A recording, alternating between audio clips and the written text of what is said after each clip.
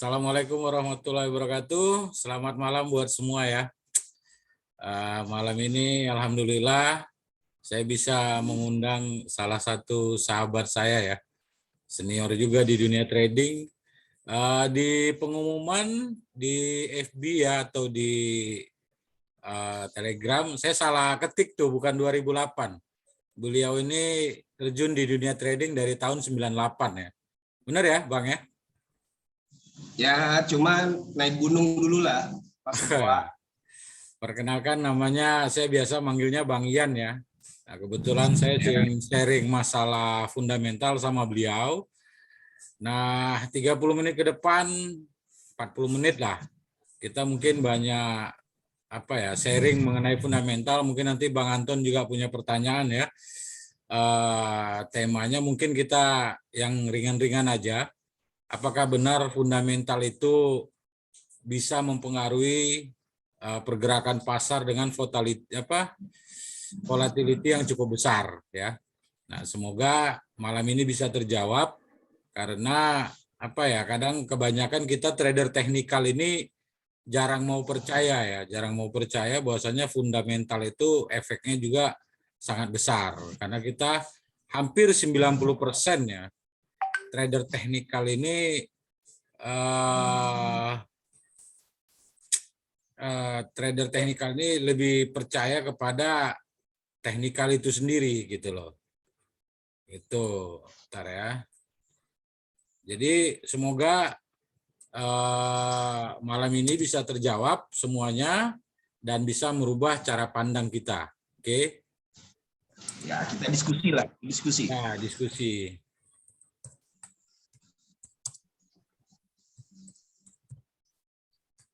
Oke. Tanpa mesti menunggu kawan-kawan yang lain ya. Kita mulai dari yang ada aja. Enak mulai. Nah, mau dari sisi teknikalnya. Bentar Bang, banyak yang minta gabung. Aku belum perhatikan pula. Teknikal nggak usah, Bang. Kalau teknikal kita udah terlalu keramaian. Bukan. Gini deh, basic sejarahnya dulu deh. Ya itu makanya nanti kita bongkar semua ya. Oke, malam ini waktu dan tempat dengan mengucap Bismillahirrahmanirrahim. Saya persilakan Bang Ian untuk memberikan pemahaman deh mengenai fundamental. Semoga nanti yang Abang terangkan bisa menjadi ilmu buat kita semua ya. Oke, silakan Bang Ian. Silakan. Apalagi kemarin tuh tiba-tiba euro terbang tuh. Saya jam berapa tuh lihat ternyata ada ECB gara-gara forex factory diblokir kan. Tapi ya sebelum itu terjadi kan kita pernah bicara, Bang udah kasih gambaran gitu. Oke, silakan Bang. Begini, fundamental itu erat hubungannya dengan politik. Gitu. Nah, politik ini kan dalam arti bukan politik murni, tetapi politik bagaimana alur ekuitas dalam pasar apapun, dalam pasar saham, pasar uang, pasar komoditas, pasar bonds, sampai ke yang baru sekalipun kripto, itu ada politiknya, didasari oleh politik. Yang bisa menjadi contoh baru-baru ini benar-benar pure politik, yaitu geopolitik yang antara Ukraina sama Rusia lah. Lihat efeknya pada beberapa minggu yang lalu. Itu sempat 2-3 hari, istilahnya alur ekuitasnya itu jelas-jelas ke USD sebagai safe haven. Dan yen yang menjadi secondary safe haven ikut-ikutan. Gitu loh. Menjadi safe haven. Nah, itu jelas mendasari fundamental yang ada. Yang sekarang fokus adalah inflasi, yang kalau bisa lihat dari daily FX atau very popular itu kan CPI, Consumer Price Index, gitu loh. Nah, dari indikator-indikator fundamental yang ada, terkadang kita itu tidak bisa menghubungkan satu dengan yang lain. Itu masalahnya. Jadi ngelihatnya hanya per data aja gitu. Padahal semua itu adalah menjurusnya cuma 3 hal. Semuanya cuma 3 hal. Yang pertama itu adalah kemampuan konsumen dalam daya beli, yaitu dari CPI, CSI, segala macam itu. Yang kedua adalah data pekerjaan. Itu kan di situ kalau di Amerika atau di Eropa itu ada social security number yang istilah subsidi pemerintah lah. Nah di situ juga dihitung. Lalu ada lagi yang paling penting yang sekarang sedang menggelora lah istilahnya adalah suku bunga. Kalau kita kilas balik, memang hitungan-hitungan itu semua mencakup jadi satu. Untuk menghitung suatu, ini metodologi ya, menjadi satu hitungan yang bisa mengasumsikan suku bunga itu diturunkan atau dinaikkan. Memang, tetapi dari masa ke masa secara sejarah, era Bernanke itu lebih fair, kalau menurut saya bilang. Yaitu era-era di bawah tahun 2004. Di bawah tahun 2004 itu lebih fair. Di mana Bernanke dulu pernah bicara soal perang mata uang. Itu sekitar tahun 2001-2002. War currency yang bukan dicanakan, yang terjadi saat itu adalah basic dari perang dagang antara Cina dan Amerika.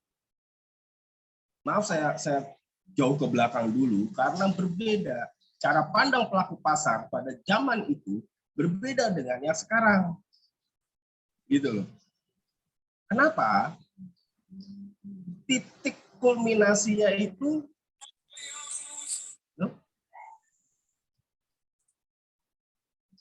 muka Ya, kau hilang. Enggak, silakan.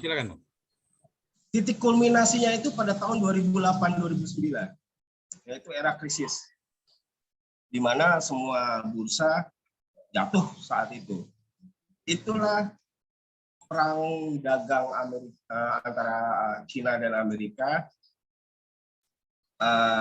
BEP pertama lah istilahnya, yang dimenangkan oleh Cina. Yang sampai saat ini pun Amerika belum bisa menang di situ karena Cina masih tetap mematok mata uangnya. Itu sebagai bukti.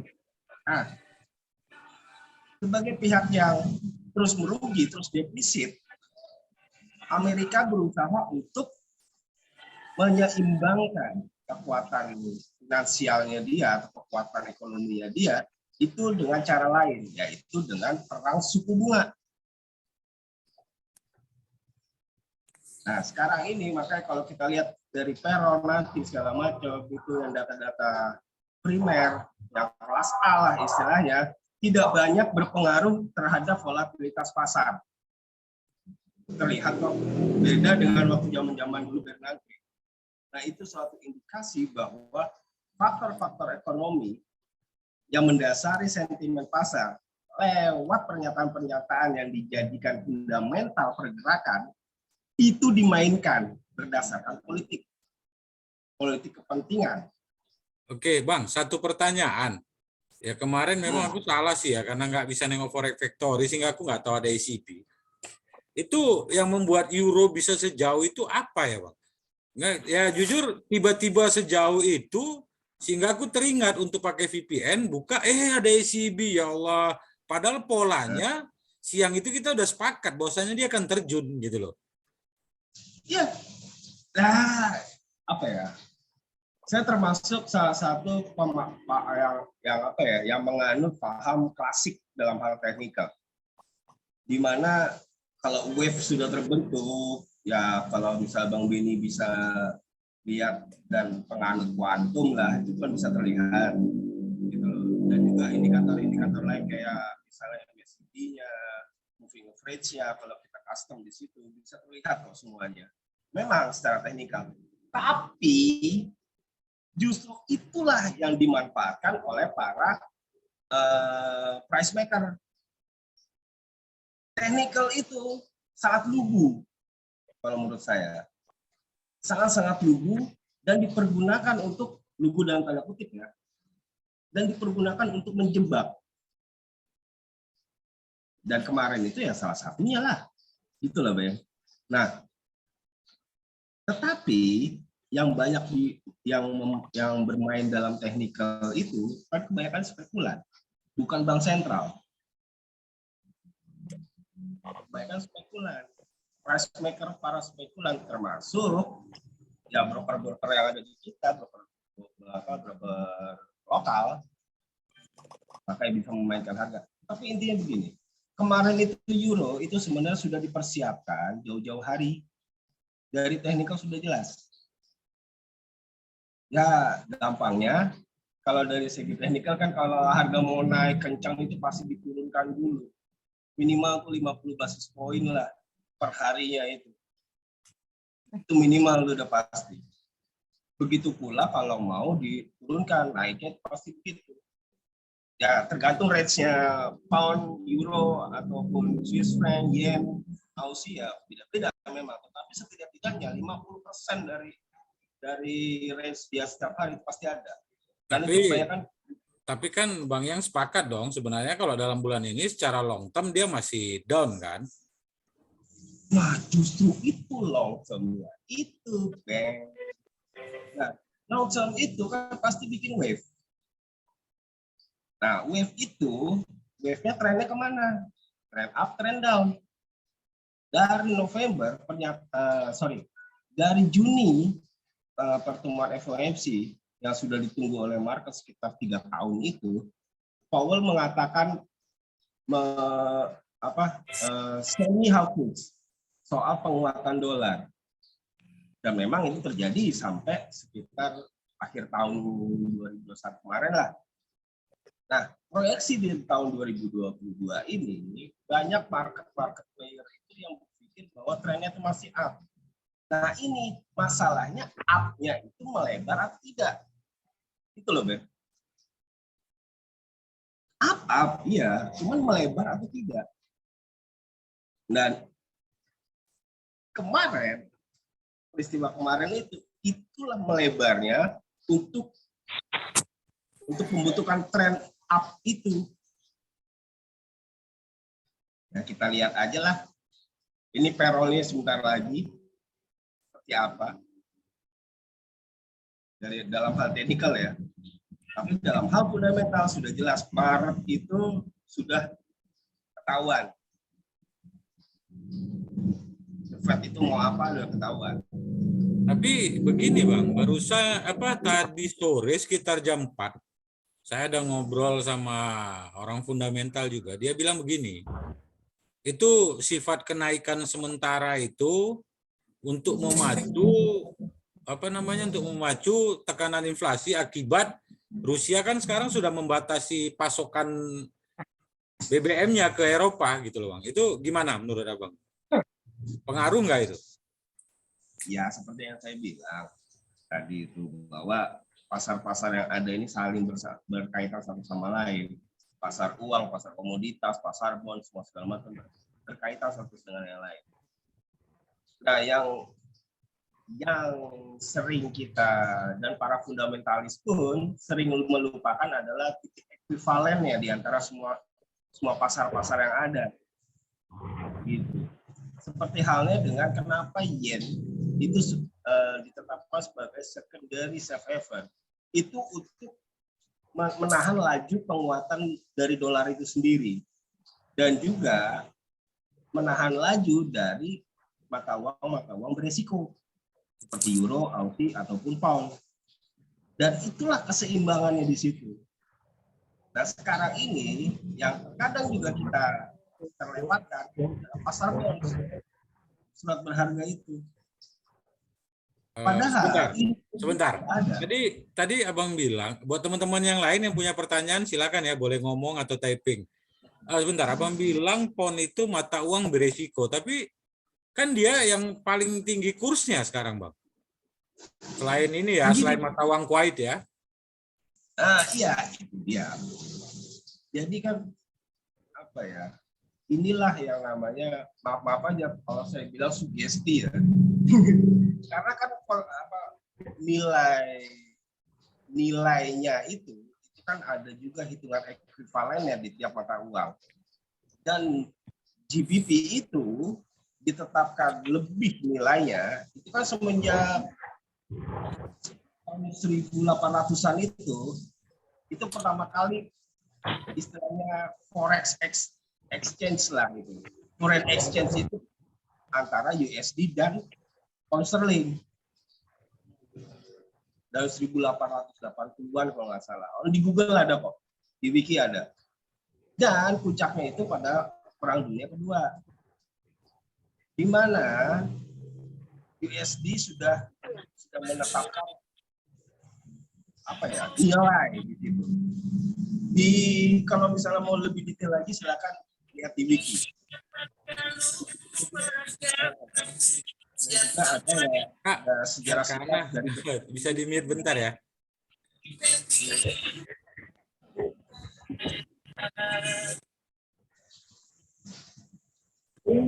Oke, silakan Bang. Kalau soal pertanyaan pound segala macam itu lebih besar, nilainya bisa dilihat dari Wikipedia juga bisa, dari BOE juga bisa, dari situs-situs resminya, dari The Fed juga bisa. Soalnya panjang, itu soal sejarah soalnya. Tapi intinya adalah sekarang, kalau kita lihat itu dari ekuivalen yang ada dari year to year-nya, sebenarnya tuh nilainya turun. Gitu loh. Udah lebih dari 60% turunnya dari tahun 70-an kalau nggak salah ya di Wikipedia ada kok. Itu menunjukkan bahwa supply demand yang terjadi terhadap pound atau mata uang lain itu terlihat dari ekuivalennya itu. Maka dari itu semenjak 2008 indeks dolar itu harus punya teman sebagai safe haven. Sebentar. Nah, ini menarik nih. Kenapa cuma dolar yang punya indeks? Sementara mata uang lain nggak ada. Benar ya rekan-rekan ya? Sementara kayak pound sterling itu kita tahu kan tertinggi tuh. Kenapa dia nggak punya indeks? Hanya USD doang. Gitu loh. Ya, ginilah. Karena kan banyak kontrak-kontrak utang, seperti saya bilang tadi, bonds itu, basicnya pembayaran itu pakai dolar, bos. Tuh. Nah, indeks itu kan patokan, hanya patokan. Tergantung dari kita, misalnya pasar bonds, itu patokan murni, indeks dolar. Murni dia. Jadi misalnya, BI. Bonds itu surat hutang ya? Ya, surat utang negara ya, bukan company ya, surat utang negara ya. Oke, jadi biar jelas kan. Sebenarnya sih tiap-tiap mata uang punya indeksnya. Tapi sebagai acuan utama dunia adalah USD karena base dari pasar bond tadi.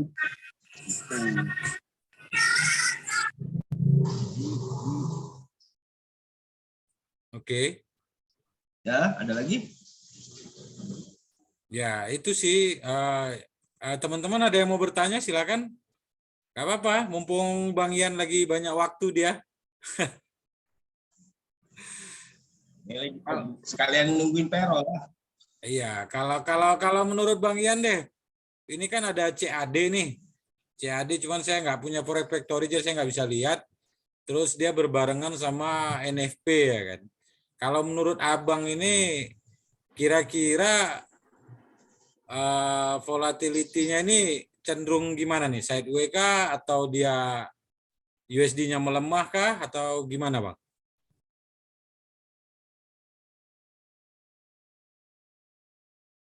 Halo, Bang? Aduh. Dia gangguan jaringan. Ya, Bang, tadi dengar ya? Kalau Kanada itu, CAD itu sebenarnya mirip-mirip dengan Aussie. Karena mata uang komoditi. Kalau Aussie itu ke emas, lebih cenderung ke emas. Kalau CAD itu ke minyak. Gitu loh. Setiap mata uang itu pasti punya korelasi komoditi. Ada itu pasti. Maksudnya itu adalah 6 mata uang utama ya. Itu pasti ada korelasinya. Nah, kalau CAD itu saya sih kurang ini ya, karena saya nggak begitu suka sama Kanada karena dia mendua. Menurut saya CAD itu mendua. Saya nggak suka. Kecuali kalau dua istri ya boleh lah. Gitu. Nah, ini istilahnya sejenis tapi pengen punya dua muka, bukan terhadap lawan jenis tapi terhadap sesama jenis. Wah, ini bahaya. CAD itu bahaya. Sama dengan New Zealand. Oh, Nah, kau punya pengalaman. kaum pelangi lah ya. Bermuka dua, malas. Kalau menurutku ya. Jadi karakter CAD itu lebih cenderung untuk mencari amannya sendiri. Buat Kanadanya sendiri.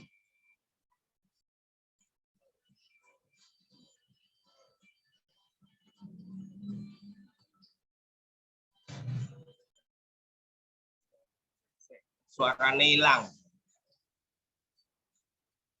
Ada yang minta begini, Bang, bisa share technical Euro USD dong. Versi Bang Ian lah. Abang kan menguasai dua tuh. Technical sama fundamental tuh. Kalau secara technical lah, yang simple gitu buat teman-teman yang bisa digunakan gitu loh, Bang. Indikatornya atau apanya? Ya kalau technical pasti ya ke arah indikator sih ya. Benar ya Bang Irfan ya? Soalnya begini, filosofisnya kalau menurut saya, indikator itu istilah selera, Bos. Jadi kalau mau biasanya yang dipakai itu apa? Dan semua indikator itu kan ada customize-nya. Nggak semua sih. Nah sekarang biasa dipakai itu apa indikatornya? Ya, abang kalau mau share screen bisa kok. Ya, begini aja. Mungkin di sesi lain kali ya. Soalnya kalau buat indikator tuh kayaknya lebih susah untuk kalau nggak pakai coret-coretan. Gimana Bang Irfan? SM juga deh. Kurang jelas suaranya Bang. Waduh, hilang dia. Jaringannya. Oke, jadi kalau apa namanya? Sebenarnya trading itu Bang, menurut Abang yang bagus itu fundamental atau teknikal sih? Atau tipikal yang bagus itu swing kah, scalper kah, atau intraday? Semua lah. Semua. Tergantung momen. Oke. Ada momen di mana kita bisa scalping. Ada momen di mana kita bisa hold. Momen di mana kita bisa istilahnya pasang TP-nya itu jauh range-nya segala macam. Itu semua tergantung momen. Nah, penentuan momen itulah kita harus sering baca-baca forex factory atau daily FX. Gitu loh. Technical hanya membantu untuk posisi. Cuman pergerakan itu yang menggerakkan adalah sentimen pasar. Nah, sekarang sentimen pasar itu ngambil dari mana kalau bukan fundamental? Nah. Itu, Mas. Enggak, ini nih yang sering rancu itu begini, Bang. Termasuk pengalaman pribadi ya. Ketika menganalisa dulu ya, masih bisa buka Forex Factory, kita selalu mengambil keputusan sebelum berita itu keluar. Wah, ini forecast begini, ini bagus nih, udah buy aja gitu loh. Padahal endingnya dia berbalik gitu. Nah, pertanyaannya adalah sebenarnya untuk mengambil posisi ketika news itu bagusnya setelah terjadi atau sebelum. Itu aja sih pertanyaannya. Setelah. Benar ya teman-teman ya, kebanyakan begitu ya. Setelah. Jadi gini, seperti saya bilang di awal tadi, kalau suku bunga itu faktornya banyak. Nah, jadi ada data-data yang akan dirilis untuk keluarnya kayak sekarang payroll. Itu ada unemployment rate, ya kan? Ada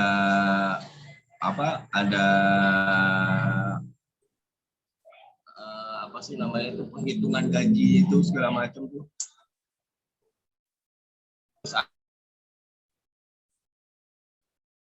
Waduh, jaringan nih. Sabar ya rekan-rekan ya. Biasa nih jaringan nih kayaknya lagi jelek nih. Lagi seru-serunya. Tak, saya kasih tahu dia dulu.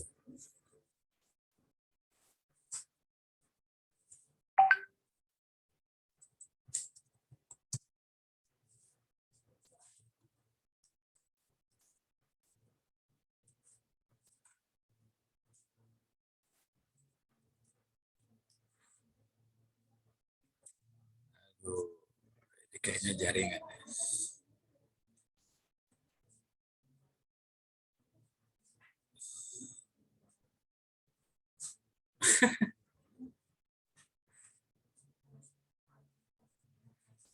Sabar ya teman-teman, kayaknya dia lagi gangguan jaringan itu. Buat teman-teman siapin aja pertanyaan mengenai fundamental, nggak apa-apa, nanti biar beliau jawab. Semoga jawabannya ya bisa memuaskan lah. Saya ada suaranya kan?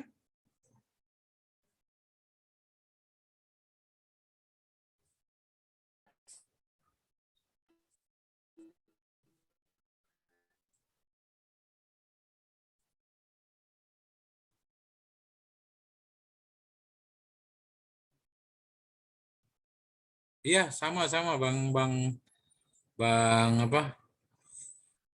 Bang Irfan. Saya juga ini apa saya nge-lag?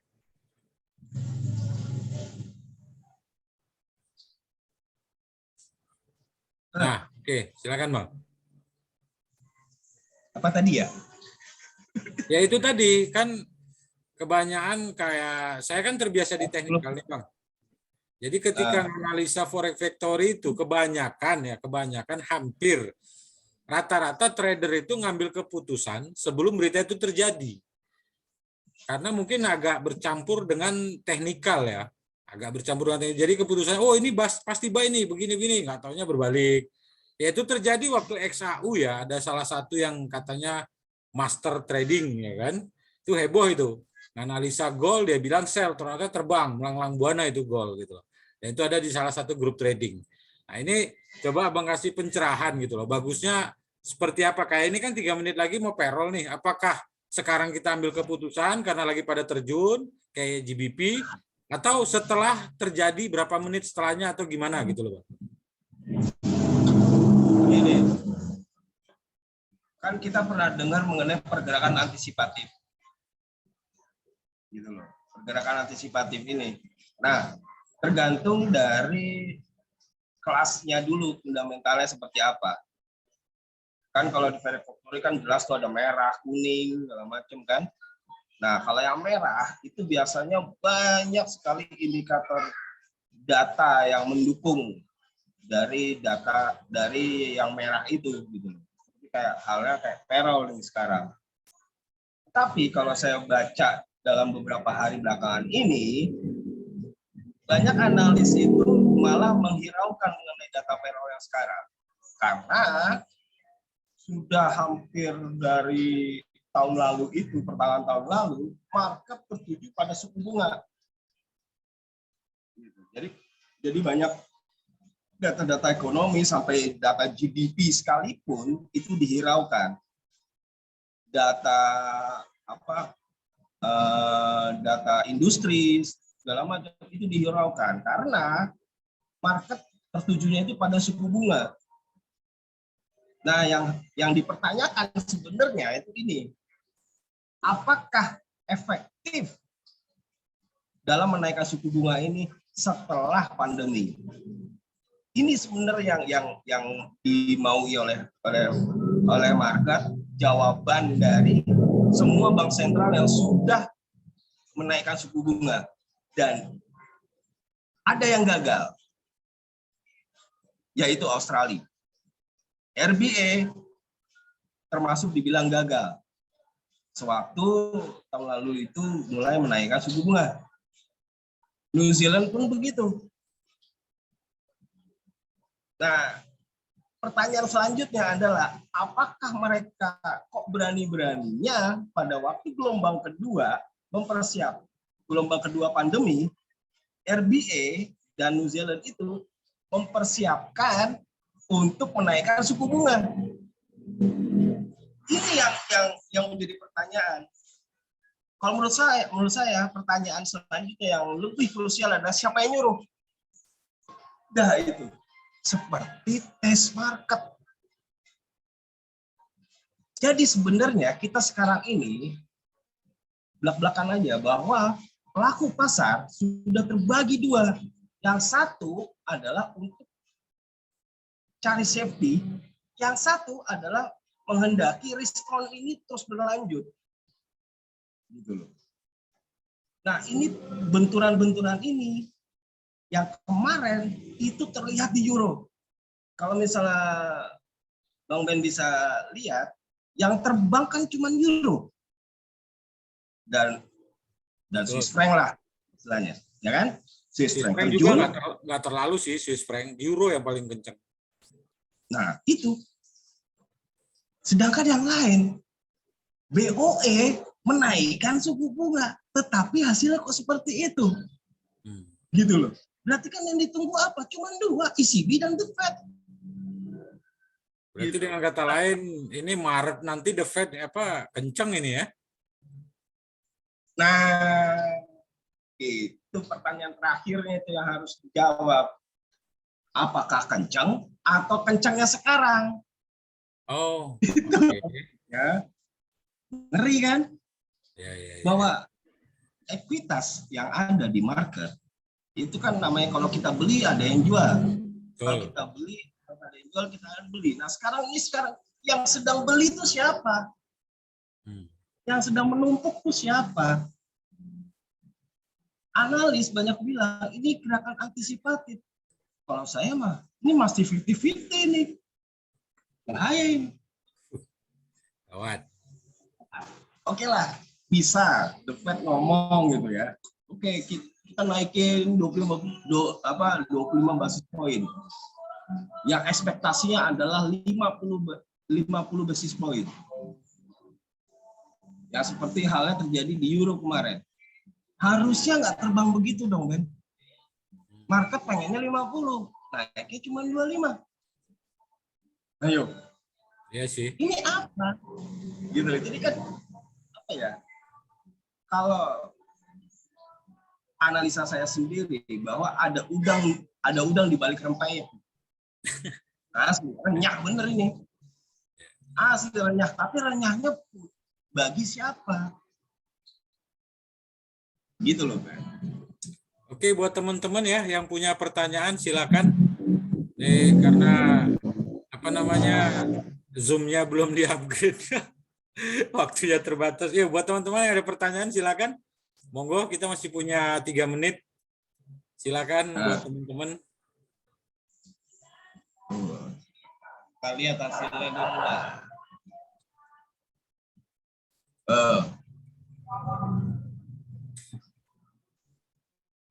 Euro terjunnya cuma segitu doang kan setelah payroll. Ya. 10 poin, 20, nggak sampai 20 poin. Oh iya, udah payroll ya? Udah lewat, Bos. Woi, GBP terjun bebas ya?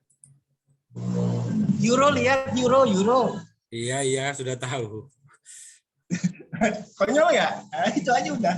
Ya oke lah. Untuk closingnya apa nih Bang yang bisa kita ambil buat kiat-kiat kita menghadapi pasar secara fundamental? Gini aja. Sebagai clue-nya adalah setiap akhir pekan itu ada laporan mengenai rate di pasar bonds. Oke. Gitu. Itu adalah akumulasi perdagangan seminggu. Nah, kita lihat nih, kalau good for dollar berarti besok ada koreksi pekan depan. Oh, oke. Itu lihatnya di mana, Bang? Investing. Oh, investing. Oke. Ya, biasa di investing, di Forex Factory juga ada. Tinggal searching aja di situ atau di Mbah Google juga ada. Ini ada pertanyaan Bang, terakhir Bang. Bang, mau tanya, dalam Forex ketika menjelang high impact news, apa yang harus dilakukan oleh trader? Dinantikan atau dihindari? Apa? Dinantikan atau dihindari? Itu kalau ada mau high impact news, apa yang bagusnya kita lakukan? Kita tunggu atau kita hindari? Loh, kalau equity masih pas ya tunggulah. Jangan dihindari, justru itu kita dapat duitnya. Nah, masalahnya adalah bagaimana Anda meramu gitu loh. Meramu agar bisa menjadikan itu momen mendapatkan posisi. Nggak bisa exact di hari itu, di jam itu. Tergantung fundamental. Tunggu setelahnya berarti ya? Tunggu setelahnya. Kecuali kalau kita sudah menganalisa sebelumnya. Yaitu adalah data-data pendukung dari data yang high impact itu. Gitu loh. Oke. Kalau kita sudah punya hitungannya segala macam, kita udah punya posisi dong. Gitu. Oke, Kita sudah punya rekan-rekan. posisi. Nah, oke rekan-rekan, mohon maaf nih waktunya terbatas. Nanti kita bikin part 2-nya ya, entah hari Senin atau hari Rabu. Mohon maaf, saya upgrade dulu. Terima kasih kehadirannya. Saya tahu ini memang lagi seru-serunya, tapi insya Allah part 2-nya akan saya buat dan saya undang lagi ya Mas Ian. Semoga berkenan ya Bang ya, berbagi ilmunya. Dan Anytime. Gimana? Anytime, kapan aja tergantung ente lah. Ngaturnya aja gimana. Oke, sepakat ya teman-teman ya. Insya Allah kita buat lagi part 2-nya. Dan sukses selalu buat semua ya. Thank you untuk kehadirannya dan selamat malam. Assalamualaikum warahmatullahi wabarakatuh. Terima kasih Bang Ian. Terima kasih, sama-sama.